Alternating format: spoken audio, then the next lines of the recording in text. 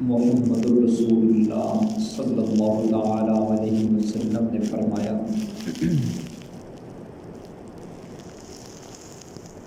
تم اس وقت تک جنت میں داخل نہیں ہو سکتے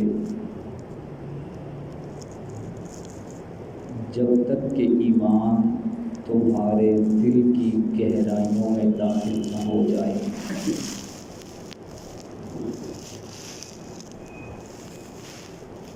اور ایمان اس وقت تک تمہارے دل میں داخل نہیں ہو سکتا جب تک کہ تم آپس میں ایک دوسرے کے ساتھ محبت نہ کرنے لگو۔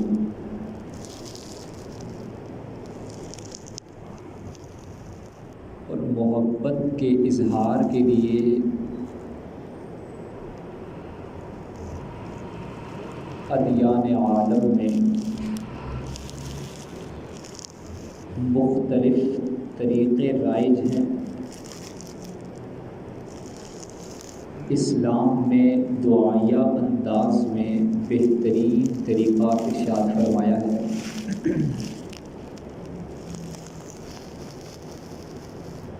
اور وہ اللہ کے نبی صلی اللہ تعالی علیہ وسلم نے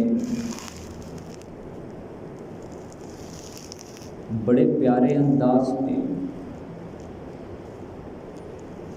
اہل اسلام کو نہیں بلکہ کائنات کے سارے انسانوں کو دعوت فکر دی۔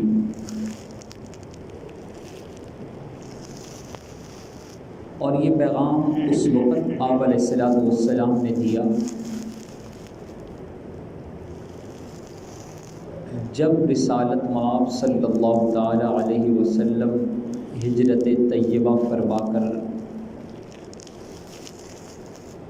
مسجد قباء میں تشریف فرما تھے۔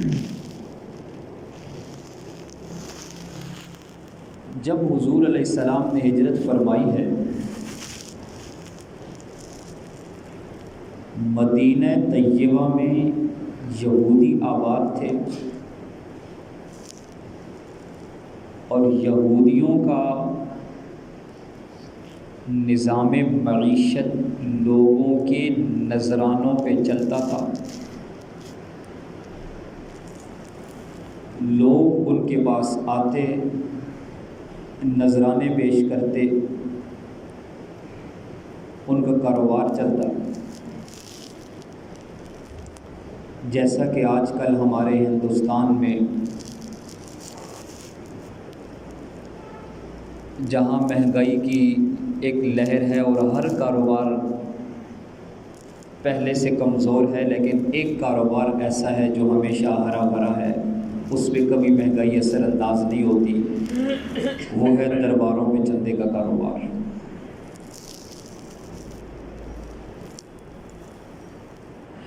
اسلام کے ظہور سے پہلے مدینہ میں یہ کام ہو رہا تھا۔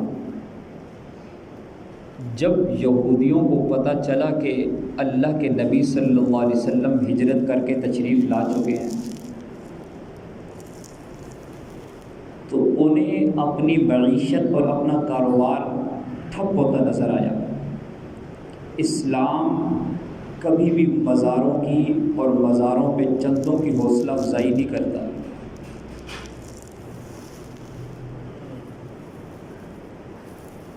انہیں یہ احساس ہوا کہ اب ہمارا یہ بزنس ختم ہو جائے گا،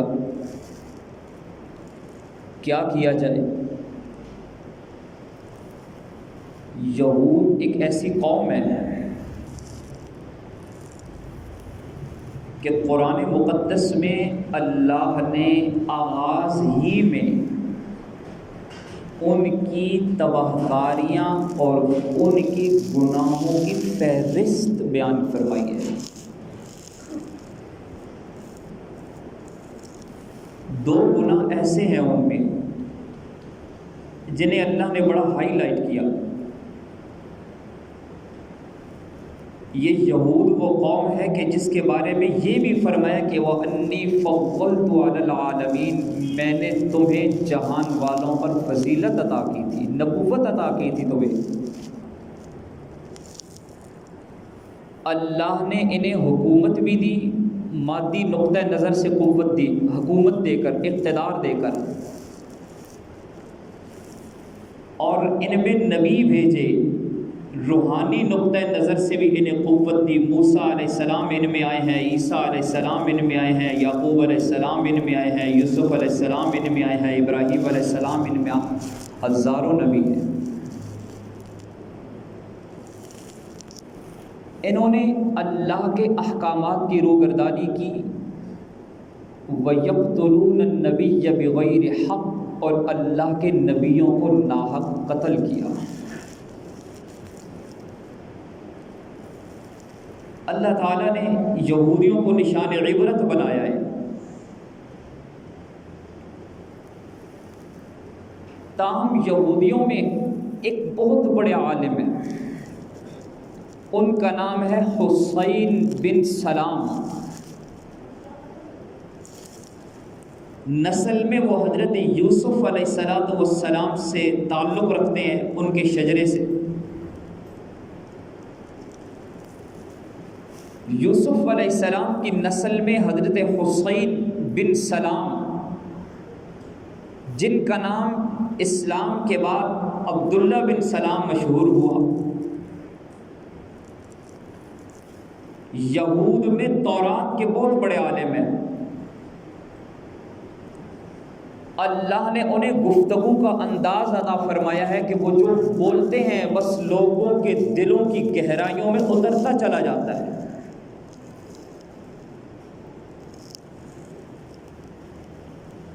یہودیوں نے آپس میں مشورہ کیا کہ اللہ کے حبیب تشریف لا رہے ہیں، وہ آئیں گے تو ہمارا کام ختم ہو جائے گا۔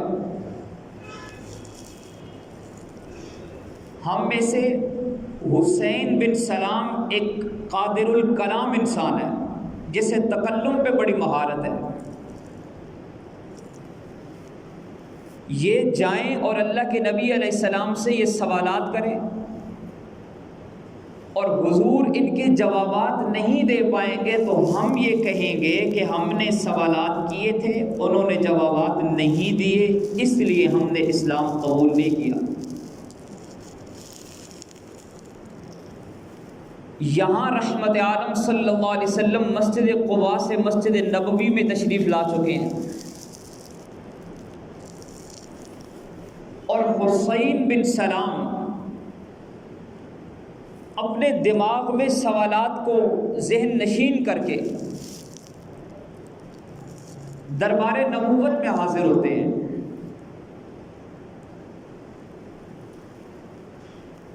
ان کی پہلی نگاہ جب رحمت عالم صلی اللہ علیہ وسلم کے چہرہ اقدس پہ پڑی، پہلی نگاہ امام الانبیاء صلی اللہ علیہ وسلم کے رخ انور کو دیکھا تو دل نے یہ گواہی دی کہ لیس الوجہ بوجہ کذاب۔ عبداللہ بن سلام کہتے ہیں کہ میرے دل نے یہ گواہی دی کہ یہ چہرہ تو کسی کائنات کے سچے ترین انسان کا چہرہ ہو سکتا ہے۔ لیس الوجہ بوجہ کذاب، لفظی معنی ہے کہ یہ چہرہ کسی جھوٹے انسان کا چہرہ نہیں ہو سکتا، لیکن جب جھوٹ کی الفاظ کی نسبت وہاں رحمت عالم صلی اللہ علیہ وسلم کی طرف ہو تو ترجمہ کرتے ہوئے ادب کا تقاضا ہے کہ احتیاط کرنی چاہیے۔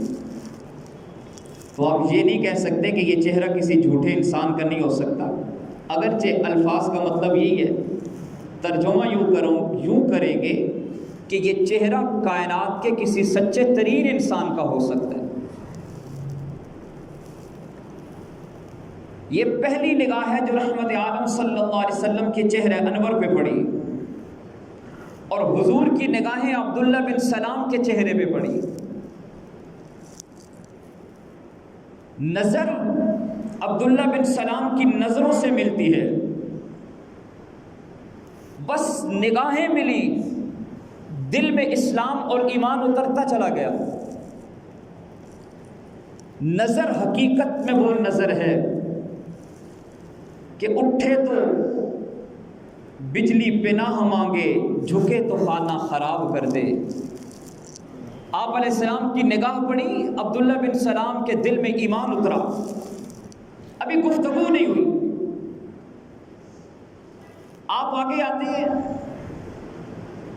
رحمت عالم صلی اللہ علیہ وسلم کے قریب آ کے بیٹھتے ہیں۔ یہودیوں نے بھیجا ہے، یہود کے بہت بڑے عالم ہیں، تو آپ صلی اللہ علیہ وسلم نے پہلا جملہ جو ارشاد فرمایا، احادیث کی بہت سی کتابوں میں یہ درج ہے،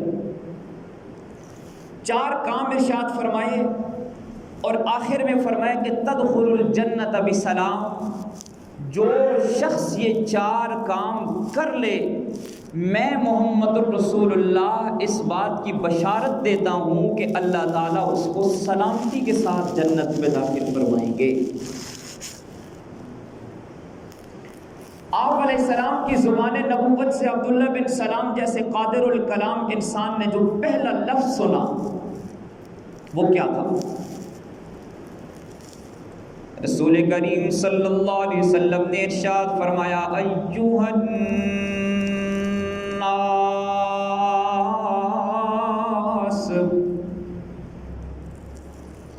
اے کائنات کے لوگوں، افشوا السلام واطعموا الطعام وصلوا الارحام وصلوا باللیل والناس نیام تدخل الجنت بسلام۔ اے دھرتی کے لوگوں، افشوا السلام، سلام کو عام کرو، سلام کرنے کی عادت بناؤ۔ کرۂ ارض پہ ادیان عالم ہیں، دھرتی پہ مختلف مذاہب ہیں، کوئی کسی سے ملتا ہے تو پہلا لفظ گڈ مارننگ، کوئی کسی سے ملتا ہے تو مرحبا بکم کہتا ہے، ظہور اسلام سے قبل مشہور تھا، کوئی کسی سے ملتا ہے تو ہائے کہتا ہے،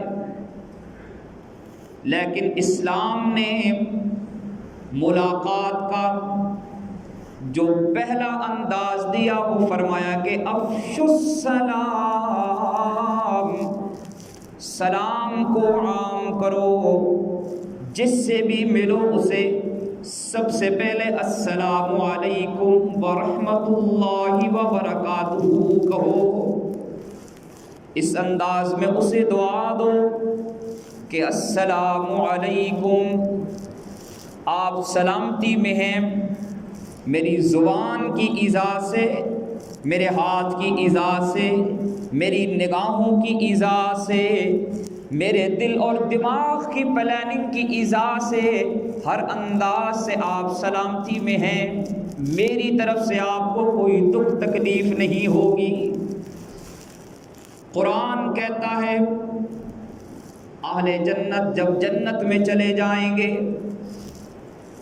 جنت میں جانے کے بعد پہلا نغمہ جو سنیں گے، پہلے بول جو سنیں گے، پہلے الفاظ جو سنیں گے، والملائکۃ یدخلون علیہم من کل باب، آسمان سے جنت میں رب العالمین نے فرمایا کہ ہر دروازے سے فرشتے داخل ہوں گے، اور فرشتوں کی زبان پر ایک ترانہ، ایک نغمہ ہوگا، فرشتے یہ کہہ رہے ہوں گے سلام علیکم، سلام علیکم بما صبرتم، وہ دنیا کی دکھ تکلیفوں میں جو تم نے صبر کیا اس پر تمہیں سلام ہو۔ جنت میں بھی سلام ہوں گے، اللہ کے بھی سلام اتریں گے، اور ہمیں تو زندوں کے علاوہ مردوں کو بھی سلام کرنے کا حکم ہے۔ جب قبرستان جاؤ تو تمہاری زبان پہ ہونا چاہیے السلام علیکم یا اہل القبور، ہے کہ نہیں حکم؟ السلام علیکم یا اہل القبور، اس لیے کہ دھرتی پہ جو لوگ زندہ ہیں زمین کے سینے میں اس سے زیادہ لوگ قبروں میں موجود ہیں۔ اس امت کو قبروں پر بھی سلام کرنے کا حکم تھا، اس امت نے زندوں کو بھی سلام کرنا چھوڑ دیا ہے۔ پہلا کام افشوا السلام، پھر دوسرا کام اللہ کے نبی صلی اللہ علیہ وسلم نے فرمایا وَأَطْعِمُوا الطَّعَامَ، آپس میں ایک دوسرے کو کھانا کھلایا کرو، کھانا کھلایا کرو ایک دوسرے کو، دعوت طعام کیا کرو ایک دوسرے کی۔ اللہ کے نبی صلی اللہ علیہ وسلم تشریف فرما ہے، ایک مسافر آتا ہے، حبیب کبریا نے فرمایا کہ ازواج مطہرات میں جائیے اور میری بیویوں سے پوچھئے کہ کسی گھر میں کوئی کھانا ہے۔ تو آپ علیہ السلام نے فرمایا کہ یہ میرا مہمان ہوگا۔ پوچھا گیا کہیں پر کچھ نہیں تھا، آپ علیہ السلام نے اس کا ہاتھ پکڑا اور فرمایا کہ کون ہے جو اس شخص کو اپنا مہمان بنا لے آج کی رات۔ انصار مدینہ میں سے ایک شخص اٹھے اور عرض کیا رسول اللہ اسے میرے حوالے کیجئے، آپ کا مہمان میرا مہمان ہوگا۔ وہ اسے لے کر گھر آئے ہیں اور آ کے اپنی بیوی سے پوچھا کہ گھر میں کچھ کھانے کے لیے ہے؟ بیوی نے عرض کی تھوڑا سا کھانا موجود ہے جو بچوں کے لیے ہے، اور اس کے علاوہ کچھ بھی نہیں ہے، اور اس کے علاوہ کچھ بھی نہیں ہے۔ اس نے کہا کہ بچوں کو بہلا کر سلا دو، بھوکا سلا دو، یہ اللہ کے نبی کا مہمان ہے، اس کے سامنے کھانا رکھو، پھر چراغ کو درست کرنے کے بہانے اسے بند کر دینا، یہ محسوس کرے گا کہ ہم اس کے ساتھ کھا رہے ہیں لیکن ہم اس کے ساتھ نہیں کھائیں گے، یہ پیٹ بھر کے اللہ کے نبی کا مہمان کھانا کھا لے گا۔ یہ تدبیر کی، یوں رات بسر ہو گئی، وہ انصاری صحابی بھی بھوکے سوئے، بچے بھی بھوکے سوئے، لیکن مہمان کو کھانا کھلایا۔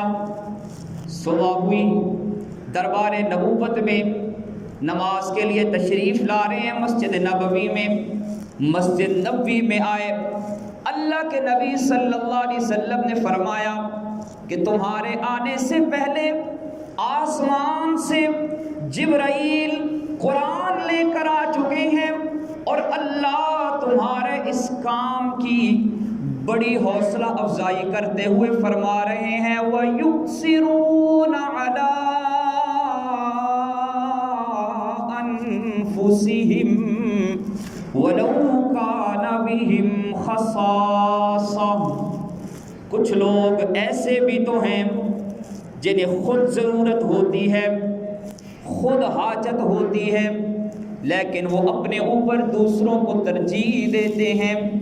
اللہ تعالیٰ تمہارے ایمان کی، تمہارے دل کی پاکیزگی کی گواہیاں دے رہے ہیں۔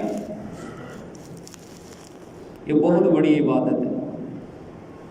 جہاں کہیں موقع ملے، دینی اجتماعات ہوں، پروگرام ہوں، لوگ اللہ کا نام لینے کے لیے، سننے کے لیے آ رہے ہوں، آپ کھانے کا اہتمام کر لیں۔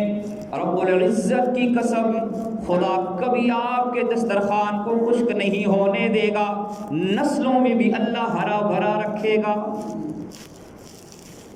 اللہ توفیق دیتے ہیں، بہت سے لوگ اس کا اہتمام کرتے ہیں، اللہ پاک بڑی برکتیں عطا فرمائے۔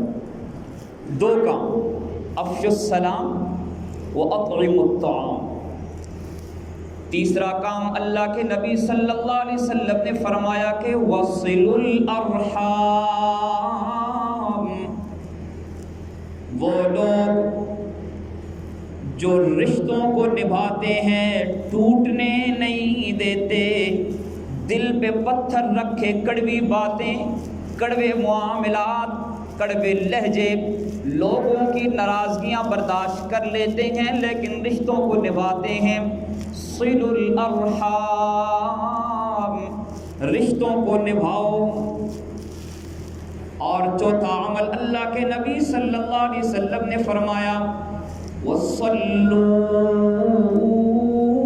بِاللَّيْلِ وَالنَّاسُ نِيَامٌ، اور اے لوگوں، رات کے اندھیروں میں جب دھرتی پہ کائنات میں اندھیرے کی حکمرانی ہو، لوگ محو خواب ہوں، سو جائیں، اس وقت تم اٹھ کے اللہ کے حضور سجدہ کیا کرو، نماز پڑھا کرو اللہ کے حضور۔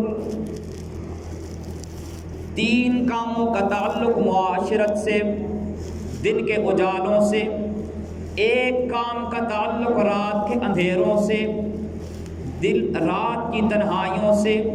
وہ تین کام معاشرت کے، یہ عمل ذاتی عمل، تنہائی میں کرنے والا عمل، جہاں کوئی ایسا شائبہ نہیں ہے کہ لوگ دیکھیں گے، یہ بات یہاں پہ نہیں ہے۔ اخلاص کے ساتھ نماز پڑھو، وَصَلُّوا بِاللَّيْلِ، رات کو نماز پڑھو، تہجد کی نماز، بے شک 2 رکعت ہی کیوں نہ۔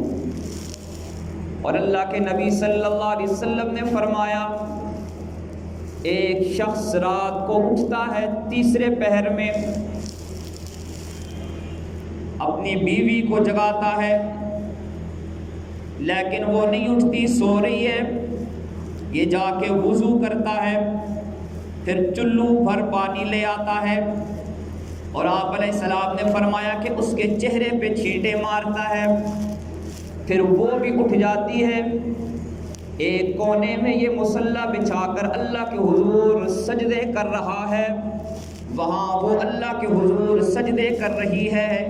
اللہ کے نبی صلی اللہ علیہ وسلم نے فرمایا کہ عرشوں پہ میرا رب ان کو دیکھ کر اپنی شان کے مطابق مسکراتا ہے۔ فرمایا وَصَلُّوا بِاللَّيْلِ، رات کے اندھیروں میں نماز پڑھا کرو، مصلوں کو آباد کیا کرو، تنہائی کی عبادتیں۔ اللہ آسمان دنیا پہ آ کے پکارتا ہے کوئی مغفرت مانگنے والا کہ میں اسے معاف کر دوں، ہے کوئی رزق مانگنے والا کہ میں اس کے لیے رزق کے دریا بہا دوں، ہے کوئی مجھ سے اپنی حاجات طلب کرنے والا کہ میں اس کے دکھوں کو دور کر دوں، تکالیف کو دور کر دوں۔ اللہ کی ندائیں آسمان دنیا پہ گونج رہی ہوتی ہیں اور اہل اسلام غفلت میں سو رہے ہوتے ہیں۔ 4 کام ارشاد فرمائے، عبداللہ بن سلام سن رہے ہیں۔ پہلا عمل افشوا السلام، دوسرا وَأَطْعِمُوا الطَّعَامَ، تیسرا وَصِلُوا الْأَرْحَامَ، چوتھا وَصَلُّوا بِاللَّيْلِ وَالنَّاسُ نِيَامٌ۔ فرمایا کہ جو شخص یہ 4 کام کرنے کا اہتمام کر لے، میں محمد رسول اللہ اسے بشارت دیتا ہوں، تدخل الجنت بسلام، اللہ سلامتی کے ساتھ اسے جنت میں داخل فرما دیں گے۔ کسی مرحلے میں اسے کوئی تکلیف نہیں ہوگی۔ موت کے بعد قبر کا مرحلہ، قبر کے بعد حشر کا مرحلہ، حشر میں میزان کا مرحلہ، میزان کے ساتھ پل صراط کا مرحلہ، پھر قیامت کی ہول ناکیاں۔ فرمایا کسی مرحلے میں اسے کوئی تکلیف نہیں ہوگی۔ تدخل الجنت بسلام، وہ سلامتی کے ساتھ جنت میں داخل ہو جائے گا۔ عبداللہ بن سلام رضی اللہ تعالی عنہ نے یہ پہلا کلام رسول کریم صلی اللہ علیہ وسلم کی زبان سے سنا اور آپ علیہ السلام کے قریب ہوئے اور عرض کی کہ یا رسول اللہ، میرا دل گواہی دیتا ہے اشہد ان لا الہ الا اللہ و اشہد ان محمدا عبدہ و رسولہ، اللہ کے سوا کوئی عبادت کے لائق نہیں، اور میں اس بات کی بھی گواہی دیتا ہوں کہ آپ اللہ کے بندے اور اللہ کے رسول ہیں۔ حضور صلی اللہ علیہ وسلم کے ہاتھوں میں اسلام قبول کیا اور بعد میں اسلام کے بڑے نامور صحابی گزرے۔ تو یہ 4 کام ہیں، اللہ کے نبی نے ان پر جنت کی بشارت دی ہے۔ ان کاموں کو اپنی زندگی کا حصہ بنانے کا اہتمام کریں۔ اللہ تعالیٰ آپ کو نبی علیہ السلام کی بشارتوں میں حصہ دار بننے کی توفیق عطا فرمائے۔